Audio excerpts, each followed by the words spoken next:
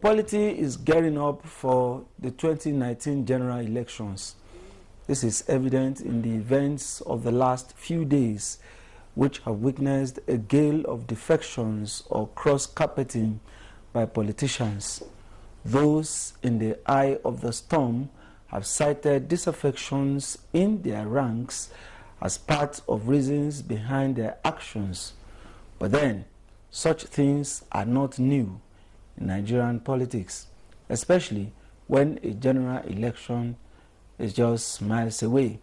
Perhaps any political party without internal issues has not yet hit the limelight. But when there are such internal wranglings in the political parties, how can they be resolved? What are approaches or mechanisms that should be adopted towards resolving conflicts within political parties? And what effects can such conflicts or their resolutions have on the entire polity? Many thanks for joining us on the program this evening. I am Segun Ojelade.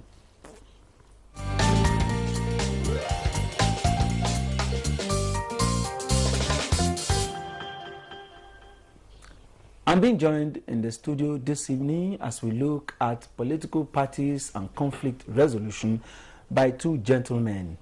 I have with me Garba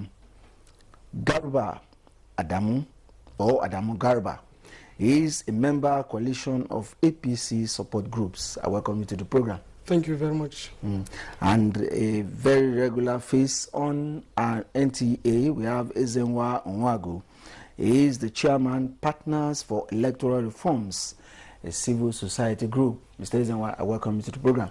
Pleasure. Good evening. Now, the topic, what we are looking at is internal wranglings within political parties in Nigeria. Like we said, it's not something that started yesterday. We can trace it back to the cross-carpeting of in the old western region, but it's still with us, very much with us today. Mr. Nwagu, why the misunderstanding within political parties, and what is the nature of the wranglings that we have in our politics? I mean, the wranglings that is peculiar to political parties in Nigeria. Well, it's smart thing to simply say that I think in our particular case we should stop using the word defection and cross-carpeting, because that's not what is happening. People are returning to where they left from. We should use return, you know, because in some sense you are not seeing people really defect in the way we understand it. These are folks who have been, in fact, the fluidity of movement in the Nigerian political space is diminishing. It's something that diminishes us as a people. So it's smart to start from there so that we have the right context. Then the next is, should there be contests within political parties? Yes. Now, so is some contest unhealthy? No. All right. How do you resolve that contest? Do you have internal mechanisms within the party to resolve those issues? So, but you need to also start from the usurpation of the administration of party structures by chief executives. And that started from really, from President Obasanjo, who appropriated the term leader of the party to himself, and then started ambushing, really, the National Working Committee, National Executive Council, and the governors took that, took it away and became leaders of the parties in their own states as well.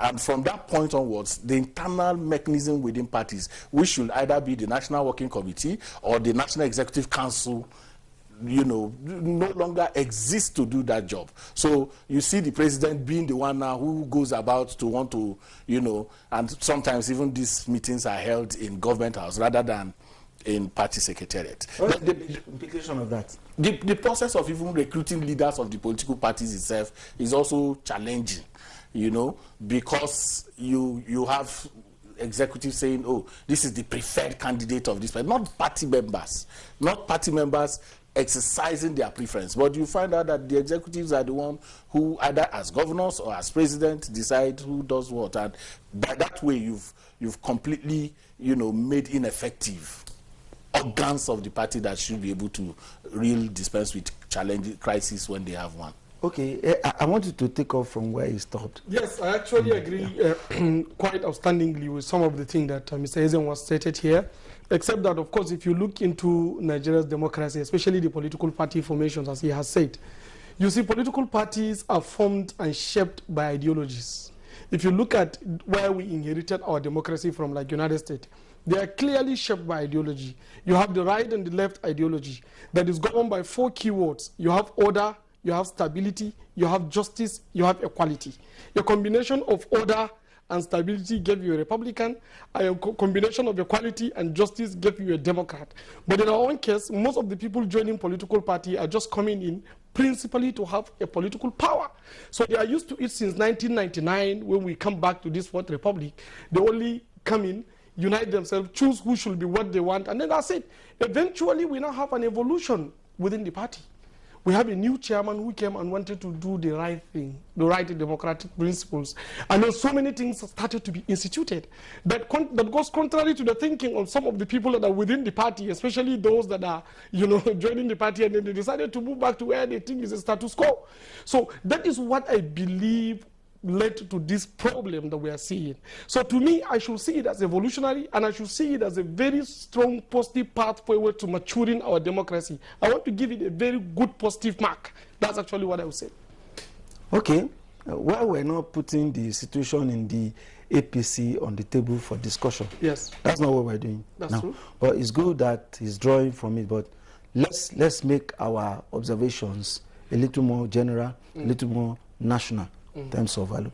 Now, let's look at, you raised one issue when you were speaking the other time about the chief executive usurping the powers of the party structure. I mean, what is bad in that? Is there anything, can that fuel the conflict that we're talking about? And then, how do we make the organs of the party truly strong enough to administer the party and to subjugate every other thing happening in the party, whether at the executive level, to party discipline? You can only deal with some, if you can't put something on nothing.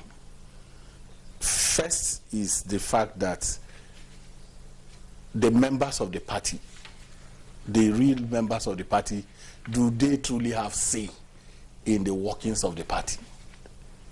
That's so when you say the usurpation, whether it's negative, you already know that weakens internal party democracy. When, for instance, you could look at the old MPN and see Chief Adisa Akinloye, presiding over MPN meeting, and then you don't find President Sheikh Shagari on the same table with Chief Adisa Akinloye. He sits as a member of the party. So the leadership of the party takes position, takes decisions according to the party, and can then dictate to the party. But without drawing anything, but you have governors, you have presidents funding conventions of parties, yes, and openly telling the world that, come to me, I'm the one, I will accommodate you, yes, I will give you, yes, and we clap about those things. Yes. Where is then look at the party administration itself. We have, these political parties have transmuted in different ways. Go there and find out whether you have people who have made a career in the administration of those political parties. There are people who have worked in the Republican Party for the last 30 years. Yes. Trained. Go and ask APC, PDP, the dominant political parties, when last any of their staff went to any training, local or international. We are dealing with, this is the places where our leaders are processed. Staff and leadership. Ad hoc. Now, when you go into even the whole arrogance Okay, how many times do you have a stakeholder meeting and you find the chairman of these political parties in those meetings? I've made that point severally. We need to call out the political parties. We are not calling them out. Even the new political parties, the newly registered political parties, those who founded them have appropriated presidential candidates for themselves, even without primaries. They are already candidates of their own. You know, so of the parties that they just founded. When you found a party, it becomes a public property. It is no longer your own. So we must deal with the deeper issues that has to do with internal party democracy. That's the challenge that we are having. If you do not have internal party democracy, conflict resolution will become a mirage, and that's what we are seeing. So if the vice president calls the people and they have a meeting, after they finish having a meeting, the party calls them, and they don't have a feeling that, but anyway, what you are seeing is elite fragmentation. And your opener put it very clearly, that every preceding, period towards a general election, yes, people begin to, the activities of the governors fuel this crisis. Because of this appropriation that I tell you, they are the ones who decide who is House of Rep member, they are the ones who can contest as a councillor, they are the ones who, so once they don't support you, you don't have a feeling that you can do anything. So you want to go to where you can find space. Okay. Now, this internal wranglings, now we have said it's not peculiar to Nigeria. It happens in any democracy, especially growing ones like our own. Now, does it portend any danger, either for the parties if it is not well managed, or even for the nation's democracy itself? It actually portends a bleak picture to both the party and the nation. Because for you to lead a nation in a democratic setting, you have to pass through a party, through the normal procedure. So when we keep seeing some wranglings, and then without really a coherent pathway to fixing it, then definitely the chances of maturing democracy in that country is always questionable. Now, the only way to fix this kind of challenges, it has evolved over time, is around these party ideologies. Ideologies actually defines you naturally even from your families. And that is why mature democracies, like from the United States of America, you see people are born Republicans and are born Democrats. Now, until we clearly amplify this line as a spot line, this is actually the principle for which this party is established, that conforms to my culture, that conforms to my tradition, that conforms to my religion, that conforms to my ideological inclination, then I join it. Then it's going to be very difficult for you to start seeing all this kind of cross-carpeting people moving, because it's like, this is my natural affiliation. So why will I deny my natural affiliated, society? So that's exactly what is supposed to be done. You see, you keep mentioning this question of ideology. But does it really exist in Nigeria? You said earlier on this program that people join political parties simply because they want access to power. Actually, so there are, what is happening maybe in America, like you have said, it's not the same thing as No, it is the truth. That is why I'm talking about the instituting party ideological structures. Okay. Before you can actually create a mechanism that works around party structure, apart from the constitutional thing that you can sit down in a meeting with lawyers and enact, you need something that actually drives this process. And that thing that drives the process is the main ideology that is according to my inclination. So these are the things that are going to bring about permanent solution to this problem. We don't have it now, but it's something that political parties start talking about right now. Yeah, that's exactly what it is. Until we start talking about this, we, especially the general public, will always be consumed by the political people that are just jobbing for power, instead of really delivering effective services that they are meant to do in the public offices. Mr. Izenwa, before we go, I know you want to say some few things. I think that we make a fetish of ideology, first and foremost. There are ideological parties in Nigeria. They exist. You have 68 political parties. So within that 68 political parties, if you are looking for ideological parties, they are rare. So why are people predisposed to the dominant political parties? Because of patronage, because of their access to, power over a period of time. And it is also not true that even those two don't have ideology. They do. You understand? Their ideology is known to people. But I don't want to go there. But what is important is that we need to begin to really civilianize. When our conduct, our thinking is civilianized, then we can begin to think in terms of how we build, those structures. But let's take our eyes away from these two. Because Nigerians are so, once you are not in these two, then you are not. You have PRP, you have Socialist Democratic Party, you have Labour Party, you have different. But even if it is my friend who comes as, the candidate of those with his background, with everything he has, people will tell you, oh, no, and then the narrative that we put out. Who has the war chest? Those who have put their hands in the till. Yes. Public till. They are the ones who have the war chest to drive and give the impression that they are powerful and strong. Okay? But the implosion that is happening within them has something to do with sharing. It is not about the people, because we are talking about what consequence does it have for the people. Yes. They appropriate, they become the people. They are the people. If their nests are not feathered very well, then the people's feather is not. They talk about, just 1 minute, you hear people talking about defending democracy.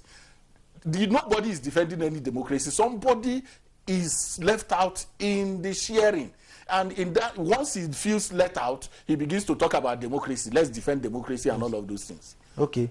The program is getting interesting, but we need to take a break. In fact, we need to hear from some members of the public who made comments on this topic before we came in here. We'll take a short break. We'll listen to some Nigerians.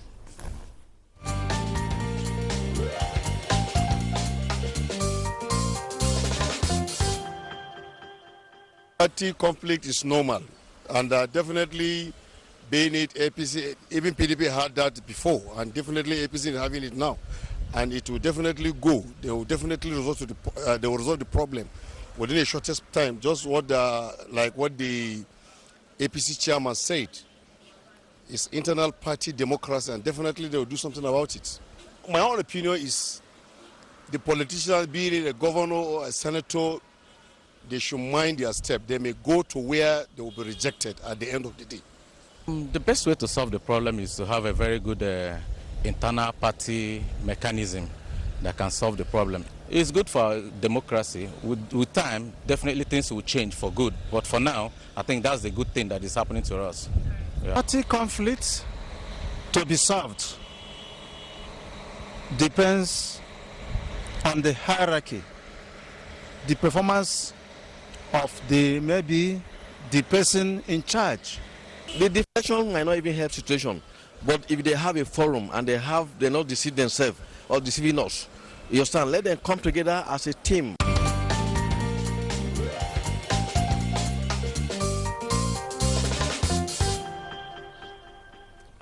Welcome back. We've had some Nigerians contribute to the topic in discourse, that is internal wranglings among the various political parties.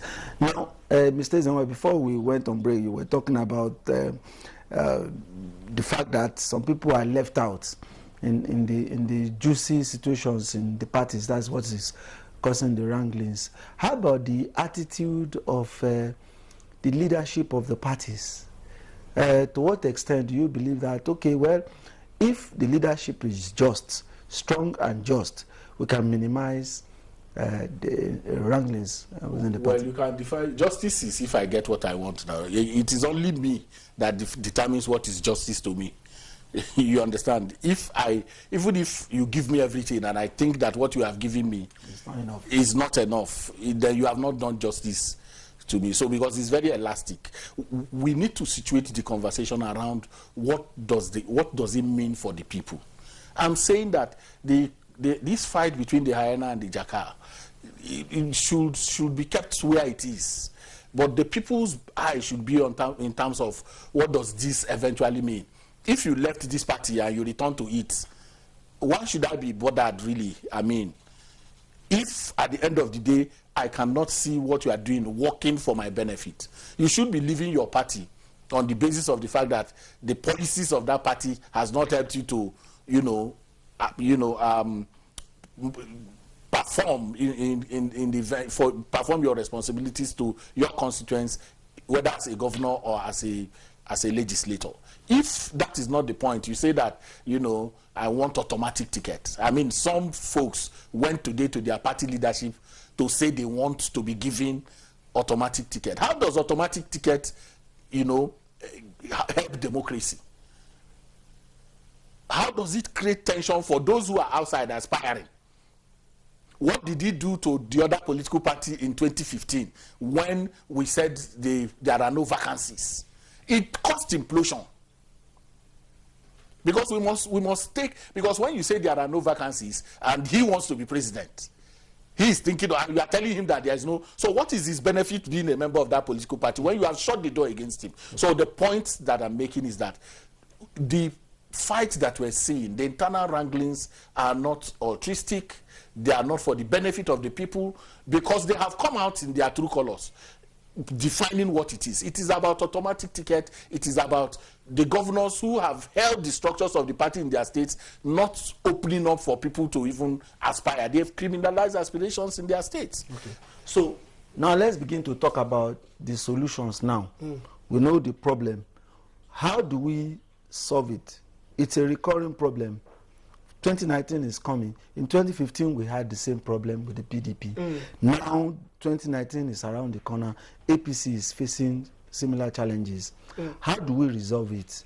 How do we resolve it in such a way that, well, the implosion in the APC does not consume the party, and at the same time, it doesn't affect 2019? That's true. It's a political party. Most of them are political parties. They are established on the principle of constitutionality. There is a law and order that established them, and this is actually what it was agreed upon. What the parties need to do is to look into how the operational framework of the constitution of the party guarantees participation, and the only thing around democratic party is allowing people to participate. The people wills to prevail, as he's talking about. The people are shut out by just a certain group of elites simply because they didn't have their share of the pie. And that's actually what is happening. Today, Nigeria is one of the poorest nations in the world, and every 1 hour, 6 people goes into extreme poverty. We have elites class that what they care about is just, okay, since I am not granted certain privileges, I am trying to take this action or that action. This is actually what should not drive, this shouldn't be what should be driving our political conversation when we are approaching election. So people centricity is what should drive political party, and once you surrender the power to the people, what is supposed to be, then I'm telling you, you will not have these kind of problems at all. Okay. Mr. Nze, I hope we are not trying to hang those who defected, because that can also create some problems. I don't care about defection. I told you I don't even like to use the word. Okay, returning home. People who returned, you know, I don't really care about it because I've looked at it in all its ramifications. It means absolutely nothing to me. I've seen it happen before. It didn't bring anything. What I have found out is that the elite don't like contests.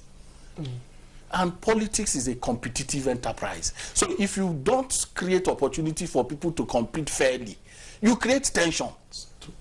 See, don't make any pretense about it. So you want to hold on to a position. We like the word give. We gave him power. That word shouldn't come into our lexicon. People should be allowed to contest. If you are a member of the House of Representatives and you have done well for your people, that should be your campaign, you know, even within the party. You should go to primaries and speak on the basis of what you have done for your people. They will return. You don't say whether I've done anything or not. We need institutional memory. We need to continue. You know, one of our problems is that the mortality rates is very. Yes, you know, that's not the point. If you've done well, if you represented their people well, they may even be the one to say we don't want zoning. He has done so well. Let him continue. But that has to come through a process that is competitive and clear. So you don't come and use your position to continue to constrict this space that we are working very hard to expand. And that's the challenge. So the political parties, finally for me, we are not paying attention on the political parties. We are paying attention on, you know, INEC, the security agencies. But the political parties have responsibility. We are not also interested in subnational governance. Yes. The governors are, and they are czars in their states. They are lords. If we talk to President Buhari, he budges at times. Nobody talks to any governor. The governor is a lord. And if you oppose him, you don't have a space. And so you continue to have that tension. And when you have that tension, people will misconstrue it to mean many of the people who are defecting are not defecting because of what is happening in the party. They are defecting because in their states, there are no is a no contest. Politics is local. It's local. Okay.